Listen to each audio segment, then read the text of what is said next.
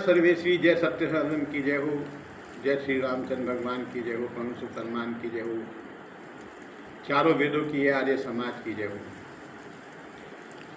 हमारी संस्कृति सतयुग से प्रारंभ हुई थी।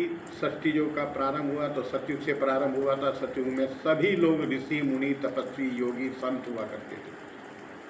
सब लोग पूजा पाठ आराधना साधना में लगे हुआ करते थे, वेदों का गुणगान किया करते थे, धर्म का प्रचार किया करते थे, धर्म पर अडिग रहा करते थे। धीरे धीरे सतयुग से त्रेता युग आया। त्रेता युग में लोगों ने वेदों का, ग्रंथों का, उनका उच्चारण गलत ढंग से करके तांत्रिक क्रियाओं में विलीन हो गई।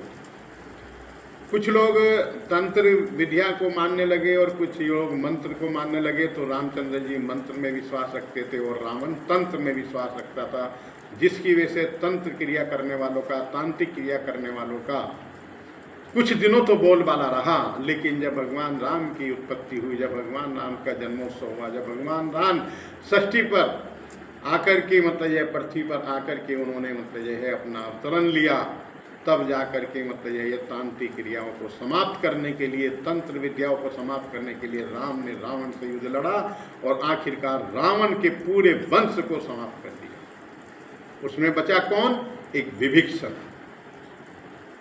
लोग कहते हैं कि सब लोग तांत्रिक क्रियाएं करते हैं जी, उसमें जल्दी फल मिल जाता है, जल्दी कमाई हो जाती है, हम करोड़पति अरबपति बहुत जल्दी बनना चाहते हैं। आजकल के बच्चे इतना तेज भाग रहे हैं कि वे सब अपना आप को बहुत जल्दी करोड़पति बनना चाहते हैं।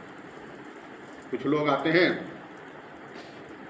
कहते हैं कि हमें करोड़पति बनना है जी, जल्दी से जल्दी कोई ऐसा यंत्र मंत्र दे दो या कुछ ऐसे फूंक मार दो कि जो हम करोड़पति बहुत जल्दी बन जाएं।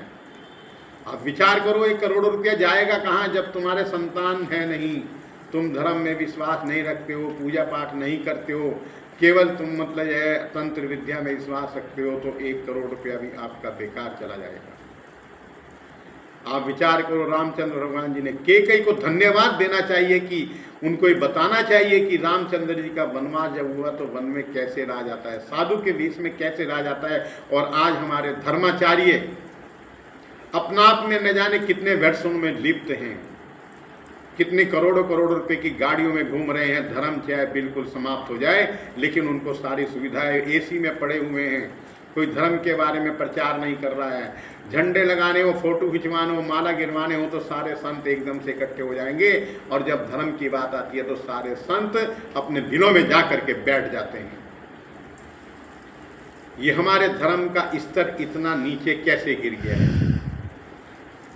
आज हमारे गुरु भ्रष्ट शिष्यों के कारण, बेईमान शिष्यों के कारण अपने आप को धर्म भूल करके केवल उनके गले में माला पहनाने का ही केवल गुरु रह गए हैं।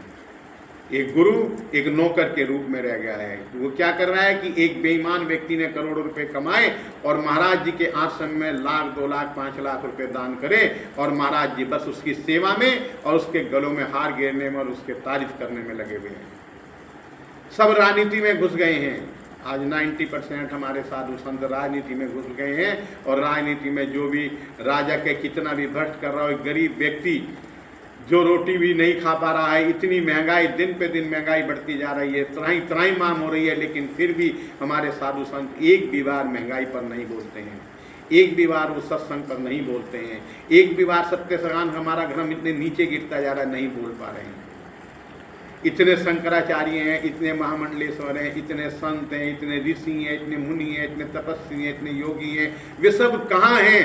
जरा विचार करो कि हमारा सत्य सनातन जहाँ 90% लोग व्रत नहीं रखते हैं, वे मतलब यह किस प्रकार से अपना जीवन चलाते होंगे।